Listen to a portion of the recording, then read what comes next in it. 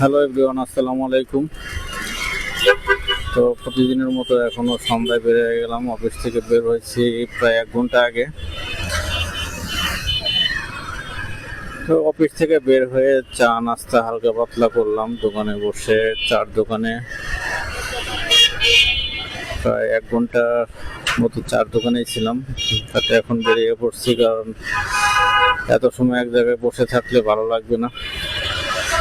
আর সবাই আমার বন্ধুরা আছে মিরপুর 2 নম্বরে, তো ওদের ওইখানে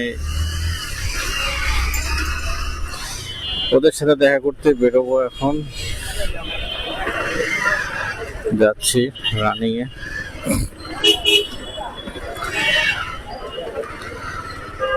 আসলে অফিসে যত সময় থাকা হয় তত সময় মনে হয় একটা দায়িত্ব কাঁধের উপর আছে, যে কোনো একটা কাজ এরকম সবসময় মনে হয় যে কোনো সময় কাজ আসতে পারে, যেতে হবে। যখন অফিসটা ছুটি হয় তখন একটু রিল্যাক্সে ঘুরতে পারি বা বের হই। যেমন আগামীকাল শুক্রবার, তো আগামীকাল আমাদের বন্ধ থাকে। শুক্রবারটা আমরা ছুটি পাই, সাপ্তাহিক ছুটি একদিন। তারপরেও যে কোনো সময় কাজে যেতে হতে পারে, কারণ ফোন আসলে যেতে হবে আমাকে যে কোনো জায়গায়। ইমার্জেন্সি ইন কেস কোনো কল আসলে আমাকে যেতে হবে। আমি প্রিপারেশন নিয়ে থাকি, যদি ঢাকায় থাকি তাহলে অবশ্যই সবসময় রেডি থাকি যে কখন ফোন আসবে, যেতে হবে, সেরকম প্রিপারেশন একটা নেওয়া থাকে। আর আমি শুক্রবার ঢাকার বাইরে বেশি যাওয়া হয় না আমার, শুধু গত শুক্রবারটাই আমি চাঁদপুর ছিলাম। তো আজকে এই শুক্রবারটা ঢাকায় আছি, ফ্যামিলিকে সময় দেবো ইনশাল্লাহ আগামীকাল।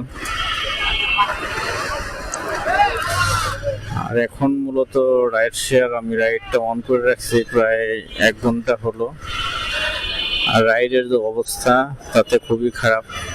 আগে যে রাইড অন করলে একটা কল আসতে পারে, এখন ওইটা নাই। রাইড অন করার সাথে সাথে কোনো কল আসে না। আমি একটা অ্যাপসই ব্যবহার করি, সেটা হচ্ছে পাঠাও। কারণ পাঠাও ছাড়া আমার কাছে উবারের অ্যাপসটাও আছে, কিন্তু উবারের প্যাকেজ সিস্টেমটা করার পরে আমাদের জন্য লসের, কারণ আমরা তো সবসময় রেগুলার না।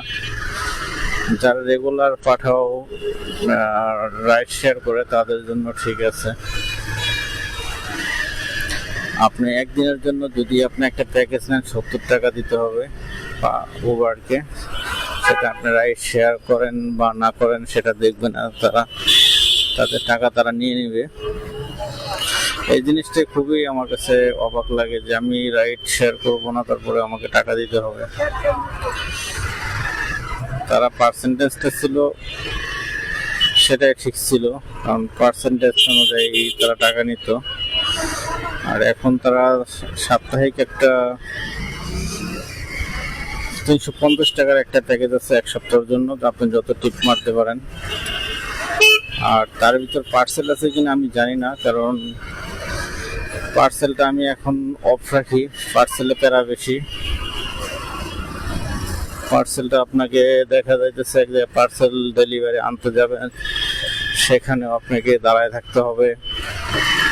তারপরে আপনি যখন ডেলিভারিটা দিবেন তখন আপনাকে দাঁড়ায় থাকতে হবে, যে ফোন দিবেন আসবে, তারপরে তেমন গুরুত্ব থাকে না। আর যারা রাইডে যাওয়া আসা করে, মানে যাত্রী যেটা বলেন, তারা কিন্তু মানে আমি যাওয়ার আগেই তারা পিক আপ লোকেশনে দাঁড়ায় থাকে। ড্রপ লোকেশন বলেন, সাথে সাথে একটা লোক থাকলে তাকে নামানো সহজ হয়। আর যখন আপনি পার্সেল নিয়ে যাবেন তখন আপনাকে অ্যাড্রেস খুঁজে বের করতে হবে অবশ্যই, যে অ্যাড্রেস দিবে। কারণ অনেক জায়গায় আছে যে আপনার ম্যাপে যে অ্যাড্রেস থাকে ওটাকে আপনাকে অনেক ঘোরাবে।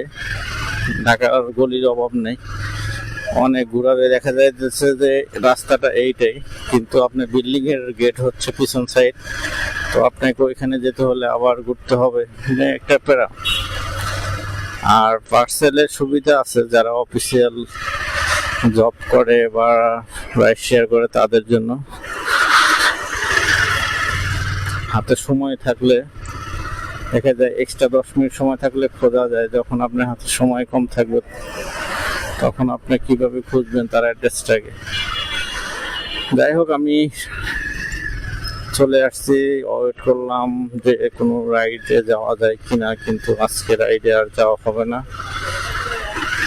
কারণ হচ্ছে এখন চলে আসছি মিরপুর 2 নম্বর, বন্ধুদের সাথে দেখা করবো, ওদের সাথে একটু কথা বলবো, তারপরে চলে যাবো ইনশাল্লাহ।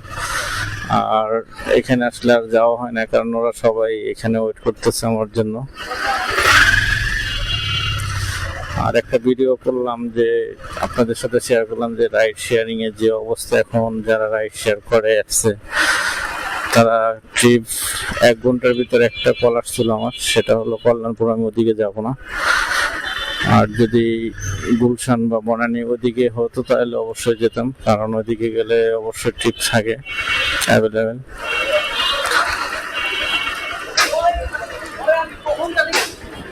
এখনো সেম